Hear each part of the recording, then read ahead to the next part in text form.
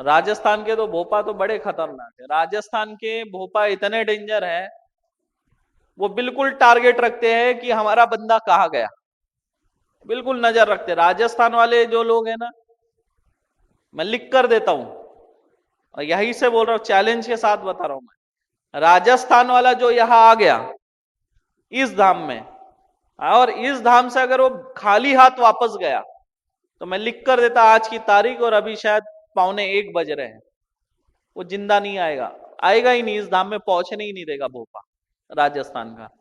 क्योंकि उसको पता चल जाएगा कि ये व्यक्ति हाई लेवल के किसी जगह पे पहुंच गया है। अगर ये वहां रहा तो ये ठीक हो जाएगा, हो सकता है मेरी विद्या नष्ट हो जाए, खुद का नुकसान हो।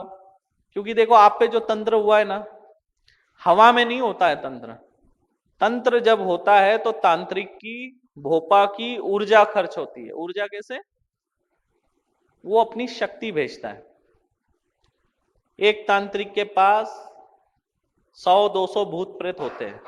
कैसे? शमशान को जगाते हैं, अपने पास रखते हैं। मान लो एक शमशान उसने जगाया, और उस शमशान में 300 भूत होंगे। कितने?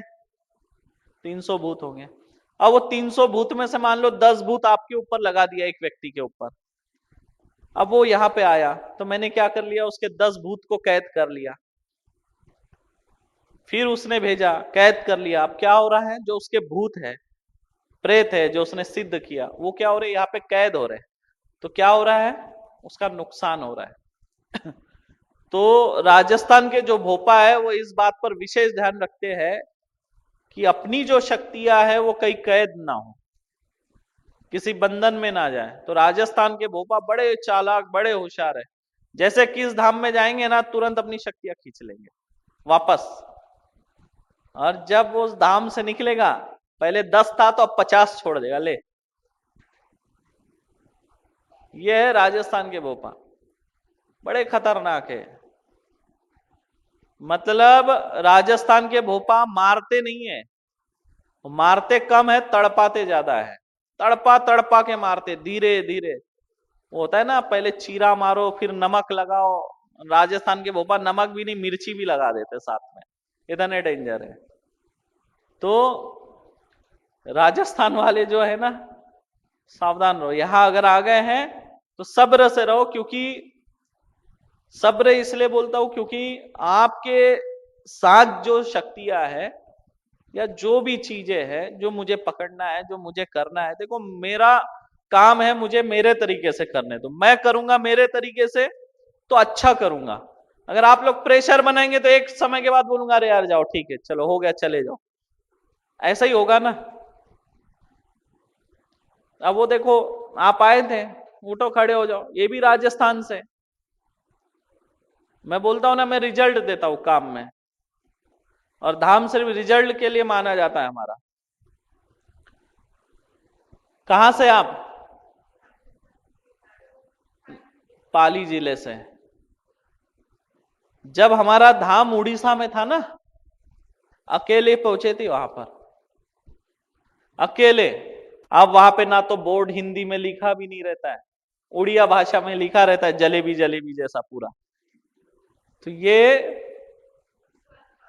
उतने दूर पहुंची, और वो भी हमारा दरबार थोड़ा और अंदर है, तो वहां तक ही आई। और जब आई थी बहुत परेशान थी। जितनी जितनी समस्याएं लेकर आई थी वो सारी समस्या सॉल्व हो गई। हुई कि नहीं? कोई बची? हाँ, समस्या भी पूरी होगी, लेकिन वो पेशी ईमानदारी से बराबर कर रही है। और ये पेशी से क्या फायदा है, आपके समस्याएं दूर हो गई, इसका मतलब ये नहीं कि पेशी बंद कर दो।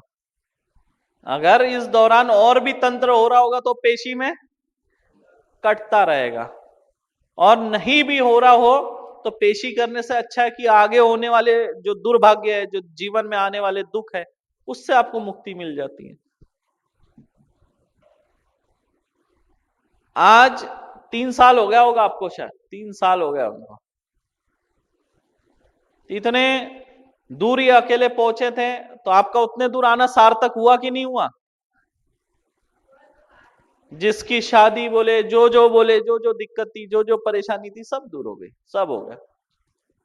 ये वो धाम है।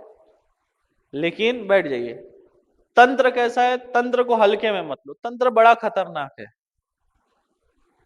मैंने तड़प तड़प के मरते हुए देखा है लोगों को, और इतनी भयंकर चीजें होती है ये कि आप लोग सोच नहीं सकते। यहाँ प्रत्यक्ष प्रमाण दिया जाता है, अगर कोई तंत्र है उसका प्रत्यक्ष प्रमाण दिया जाता है, ऐसा नहीं है।